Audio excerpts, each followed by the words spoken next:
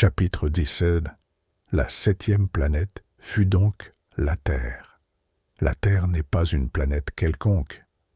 On y compte 111 rois, en n'oubliant pas, bien sûr, les rois nègres, 7000 géographes, 900 000 businessmen, 7 millions et demi d'ivrognes, 311 millions de vaniteux, c'est-à-dire environ 2 milliards de grandes personnes.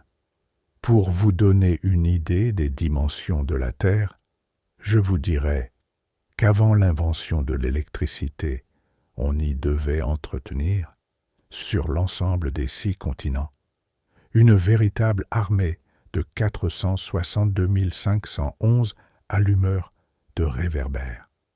Vu d'un peu loin, ça faisait un effet splendide.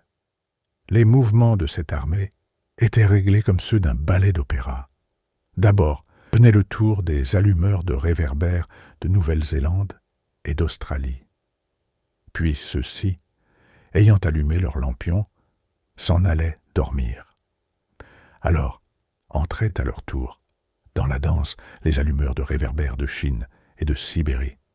Puis eux aussi s'escamotaient dans les coulisses. Alors venait le tour des allumeurs de réverbères de Russie et des Indes, puis de ceux d'Afrique et d'Europe, puis de ceux d'Amérique du Sud, puis de ceux d'Amérique du Nord. Et jamais ils ne se trompaient dans leur ordre d'entrée en scène. C'était grandiose. Seul l'allumeur de l'unique réverbère du pôle Nord et son confrère de l'unique réverbère du pôle Sud menaient des vies d'oisiveté et de nonchalance. Ils travaillaient 2 fois par an.